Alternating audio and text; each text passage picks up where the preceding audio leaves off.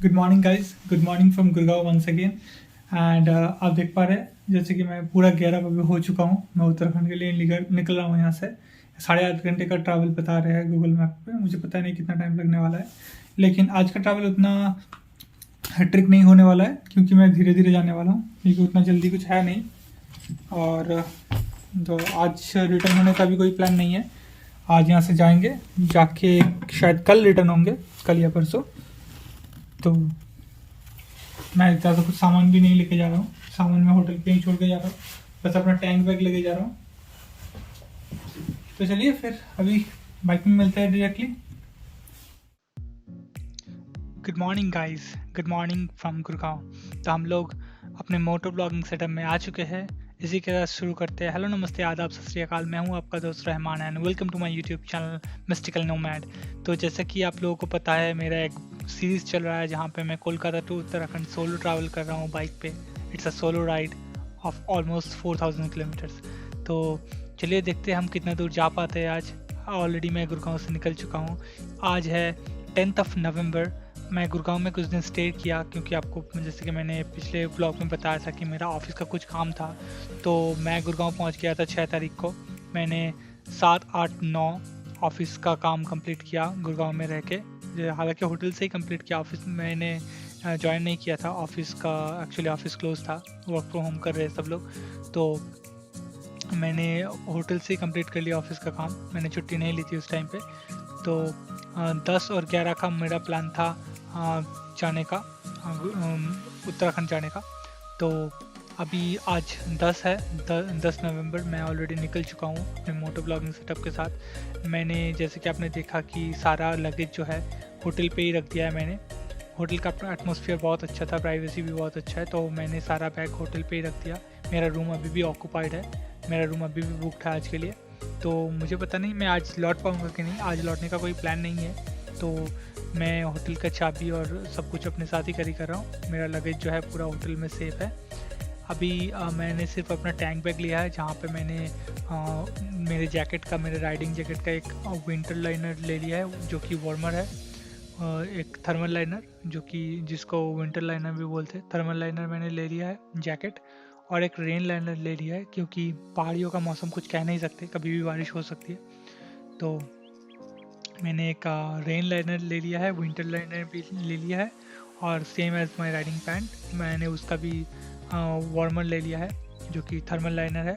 और एक rain coat ले लिया है मैंने पैंट के लिए भी। तो ज़्यादा कपड़े कैरी नहीं कर रहे। नाइट स्टे के लिए एक नाइट ड्रेस कैरी कर रहे हैं, और ये जो यही कपड़े कैरी कर रहे हैं। एक ही दिन के रुकने का प्लान है। तो वहाँ पे हम लोगों का जाने का प्रोग्राम है पोखरा में। पोखरा एक रिमोट एरिया है जो कि गढ़वाल साइड में आती है। और ये प्लेस जो है ये पावड़ी के पास आती है। पावड़ी, संगला कोटी, सातपुली, ये सब जगह एक 1 बाय 1 आती है। और ये जगह पूरा रिमोट एरिया है, अनटच रॉ नेचर है पूरा।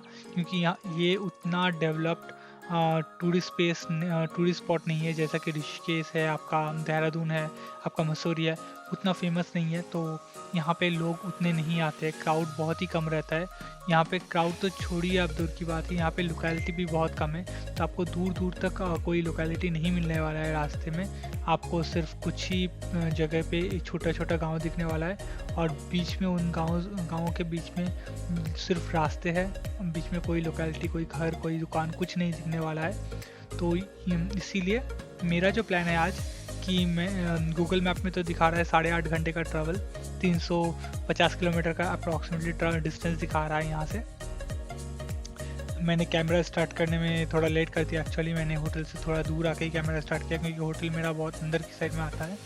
तो मैंने हाईवे मेन रोड के ऊपर आके ही कैमरा स्टार्ट कर दिया। तो जो बता रहा था मैं, तो मेरा डिस्टेंस आज टोटल 350 किलोमीटर्स का होने वाला है। तो 350 किलोमीटर्स उतना ज़्यादा है नहीं, क्योंकि मैंने ऑलरेडी लास्ट कुछ दिनों में हर रोज़ में 750-800 किलोमीटर के ऊपर कवर कर रहा था। तो ये उसका आधा भी नहीं है। हालांकि हम लोग आज माउंटेन्स में चलाने वाले हैं, तो वहाँ पे स्पीड बहुत ही कम रहने वाली है। तो इसीलिए हो सकता है कि इतना टाइम दिखा रहा है। तो अभी हम लोग गुड़गांव क्रॉस करने वाले हैं। हम लोग रास्ते में चले आए हैं, जैसे कि आप देख पा रहे हैं ऑलरेडी। यहाँ का मौसम बहुत ही बढ़िया हो रखा है। आपको दिख जाएंगे लोग यहाँ पे हाफ स्लीव कपड़े पहन के घूम रहे हैं। तो मुझे तो ऑलरेडी दिख गए, आपको भी शायद दिख रहा होगा। कोई उतना जैकेट वगैरह कोई पहना नहीं है यहाँ पे।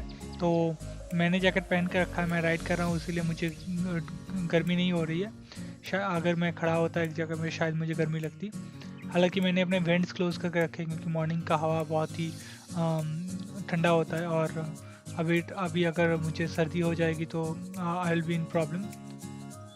एक और चीज़ मैं बताना चाहूँगा, गूगल मैप मुझे अभी यू टर्न लेने को कह रहा था, आपने देखा जैसे कि, लेकिन इन्होंने बहुत बढ़िया करके रखा है। इन्होंने डायरेक्टली यू टर्न ब्लॉक करके थोड़ा आगे से जाके यू टर्न बना के रखा है, क्योंकि ये चौराहे पे यू टर्न के टाइम पे बहुत सारे एक्सीडेंट होने के चांसेस रहते हैं। तो आई रियली अप्रिशिएट जिनके दिमाग में ख्याल आया, उन्होंने थोड़ा यू टर्न को आगे बढ़ा दिया।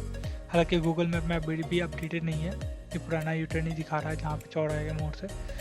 तो अभी हम लोग जा रहे हैं पोखरा की साइड में, जैसे कि मैंने आपको बताया। और मुझे इंस्टाग्राम में डीएम्स आ रहे थे कि मैंने अपने बाइक में क्या मॉडिफिकेशन किए हैं, क्योंकि मैं इतना ट्रैवल कर रहा हूँ और मुझे उतना खास कुछ प्रॉब्लम हो नहीं रहा है। तो मैं बताऊंगा कि जी नहीं, कोई मॉडिफिकेशन नहीं है, एकदम स्टॉक टायर है, एकदम स्टॉक सीट है, सीट में, टायर में, इंजन में, कहीं पे भी कोई मॉडिफिकेशन नहीं है। हाँ, मैंने फ्रेम स्लाइडर लगाए थे, वो अलग बात है, वो मॉडिफिकेशन में नहीं आता, वो सेफ्टी रीज़न के लिए लगाए थे ताकि बाइक में कुछ चोट ना आ जाए या फिर बाइक में स्क्रैचेस ना आ जाए, ज़रूरी होता है लगाना। और ऐसा कुछ लगाया नहीं है। आपको ये विंडशीट दिख रहा होगा सामने, वाइज़र जो है, अगर फीडबैक बताऊँ तो वाइज़र ये एकदम बेकार है।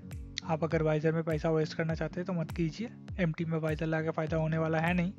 हालांकि मेरा पर्पस जो था वो वाइज़र का पर्पस कुछ अलग था। मेरे इंस्ट्रूमेंटल क्लस्टर के ऊपर आपको शायद दिख रहा होगा एक ट्रांसपेरेंट ब्लू कलर का प्रोटेक्टर लगा हुआ है। तो उस प्रोटेक्टर का जो ग्लू है वो ख़राब हो जाता है धूप में, तो इसलिए ताकि धूप डायरेक्टली ना लगे इसलिए मैंने वाइज़र लगा के रखा है और वहाँ पे ज़्यादा डस्ट ना पड़े। वैसे वाइज़र को मैंने विंड ब्लास्ट रोकने के लिए नहीं लगाया है। तो अगर आप सोचते हैं कि वाइज़र लगा के विंड ब्लास्ट रुक जाएगा तो आप गलत हो, क्योंकि एमटी में विंड ब्लास्ट रोकने का कोई ज़रिया नहीं है। और एक चीज़ और बताना चाहूँगा, एमटी में बहुत लोग का डाउट था कि माइलेज कितना दे रही है। मेरी बाइक अच्छा खासा माइलेज दे रही है, इतना हाई स्पेक में भी मेरी बाइक दे रही है, 45 के ऊपर ही दे रही है। और प्रॉब्लम मुझे लॉन्ग ट्रैवल में एक ही प्रॉब्लम है एमटी के साथ, लगेज माउंटिंग का। तो इसलिए मैंने अपने लगेज रूम पे ही रख के जा रहा हूँ आज, क्योंकि मेरा एक दिन का ही प्लान है, इसलिए कुछ कैरी नहीं कर रहा हूँ। और ये है मेरा टैंक बैग, जो कि मुझे और एक प्रॉब्लम दे रहा है। टैंक बैग मेरा हर कुछ किलोमीटर के बाद राइट साइड को खिसक जाता है, फिर मुझे लेफ़्ट साइड को उसको धकेल के लाना पड़ता है।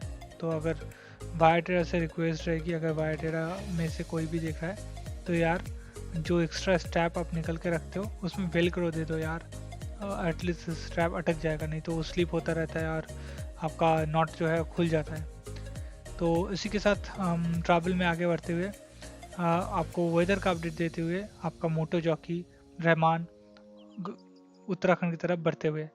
तो अभी आप रास्तों का आनंद लीजिए, यहाँ पे खास कुछ देखने के लिए है नहीं, अभी भी हम सिटी के अंदर ही है, सिटी अभी भी बाकी है क्रॉस करना। तो अभी इस व्लॉग को ज़्यादा खींचते हुए अभी हम सिटी को कवर करते हैं। पहले सिटी को कवर करके उसके बाद हम हाईवेज पे मिलते हैं डायरेक्टली।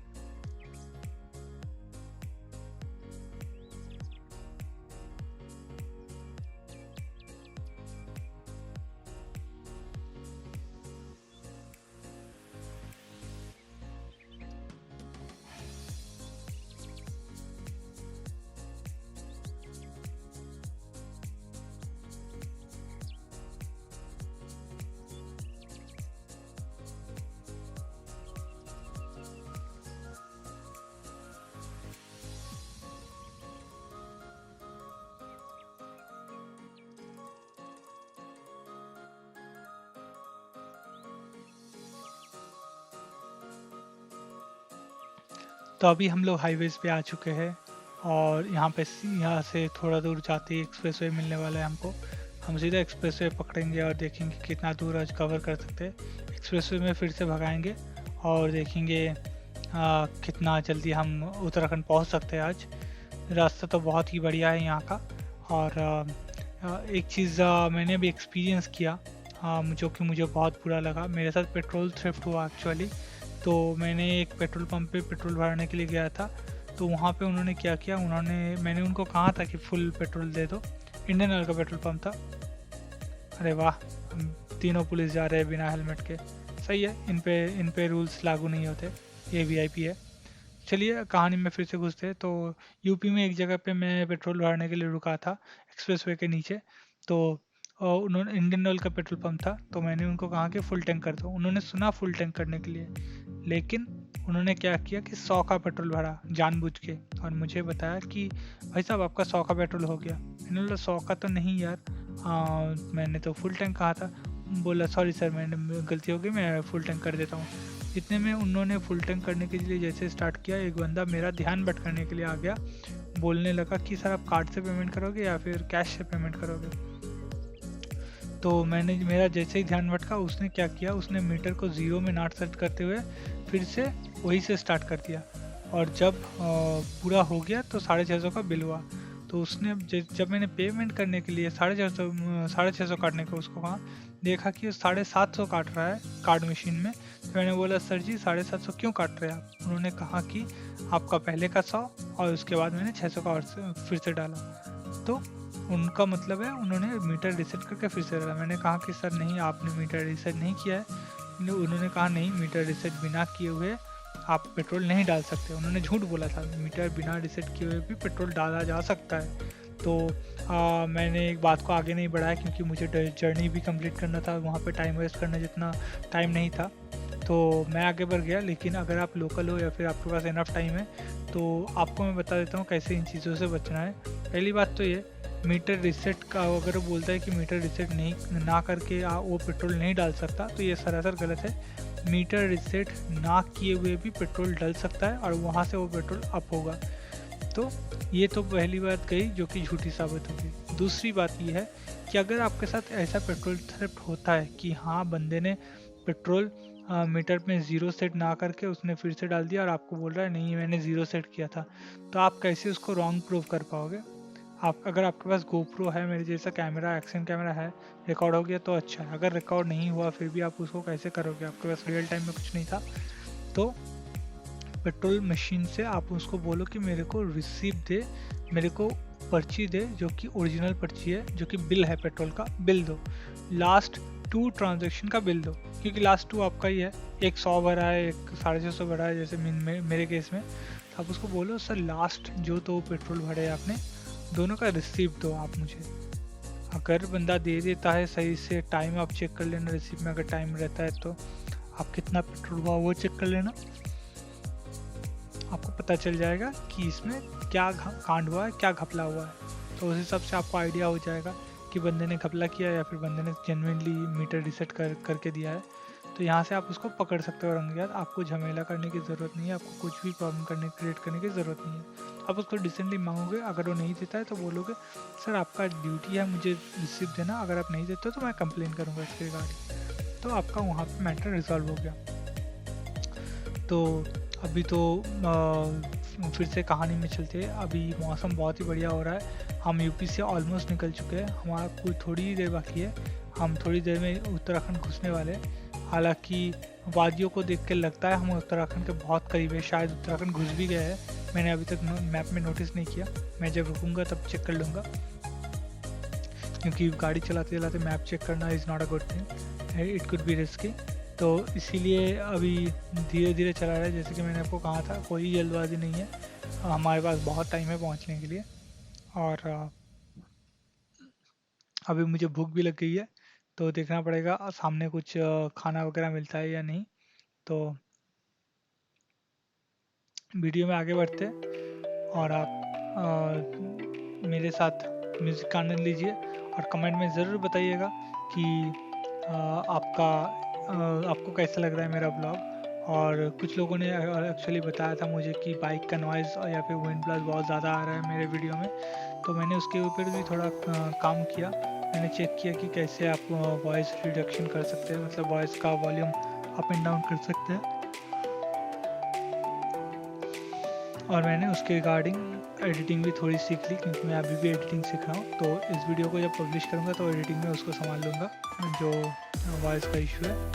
और हाईवेज़ का और एक चीज़, मुझे अभी नींद आ रही थी इसलिए मैं आपको बता रहा हूँ।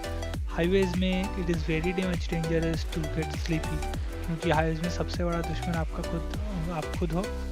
क्योंकि आपको अगर नींद आ जाती है, specially for bike, it is very dangerous. तो make sure you don't feel sleepy.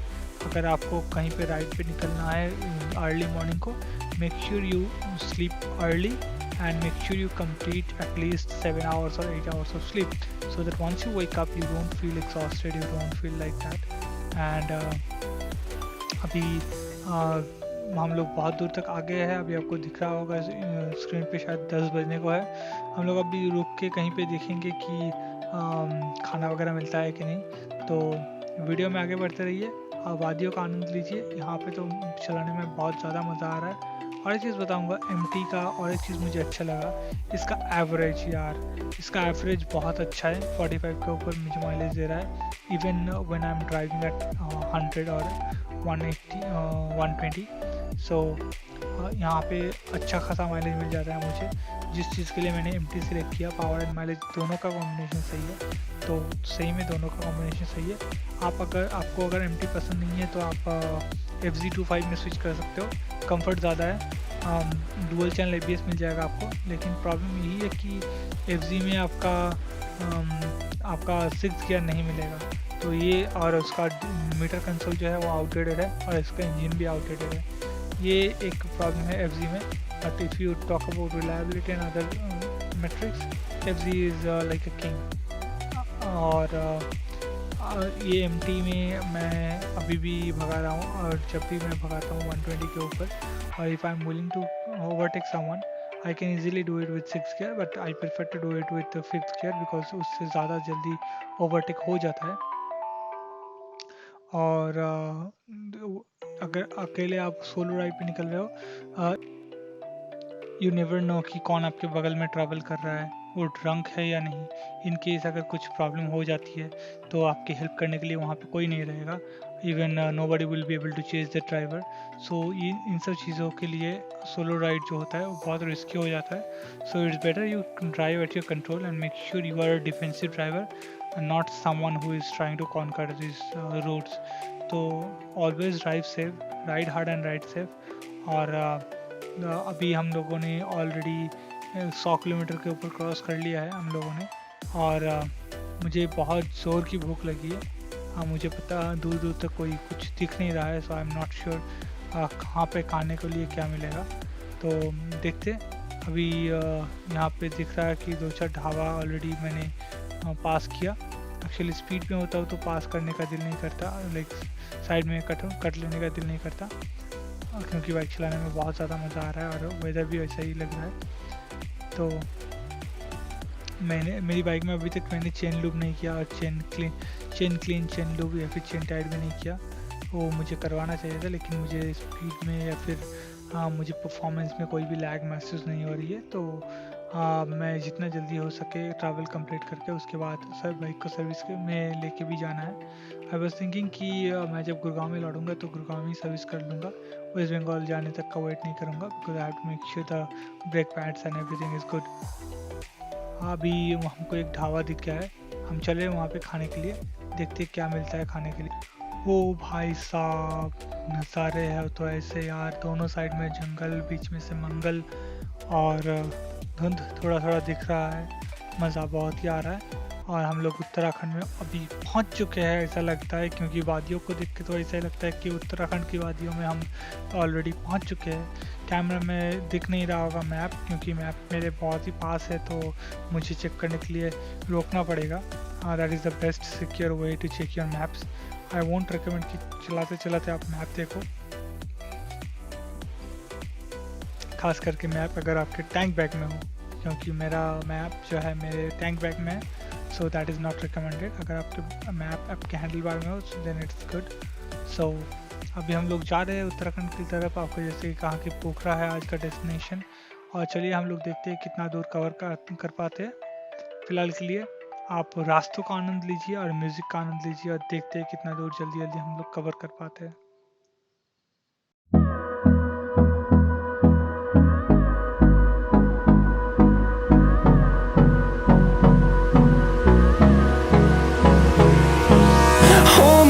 close till I get up. Time is barely on our side. I don't wanna waste what's left. The storms we chase are leading us, and love is all we'll ever trust. Yeah, no, I don't wanna waste what's left. And on we'll go, through the wastelands, through the highways, till my shadow turns to sun rays. And on we'll go, through the wastelands, through the highways, and on we'll go.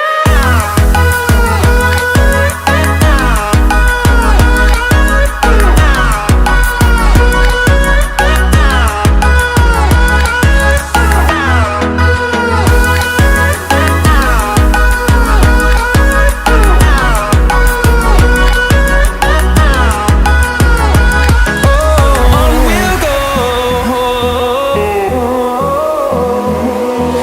finding life along the way, melodies we haven't played. No, I don't want no rest, echoing around these walls, fighting to create a song. I don't wanna miss a beat. And on we'll go, through the wastelands, through the highways, till my shadow turns to sun rays.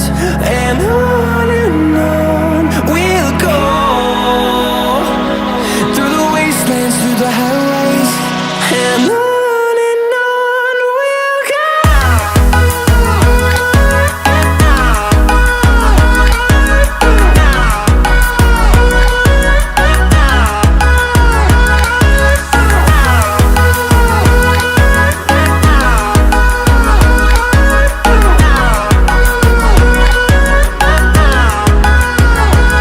And we'll grow in number, fueled by them to see the horizon, turn us to thousands. And we'll grow in number, fueled by them to see the horizon, turn us to thousands. And on we'll go, through the wastelands, through the highways, till my shadow turns to sun rays. And on we'll go, through the wastelands, through the highways, and on we'll go.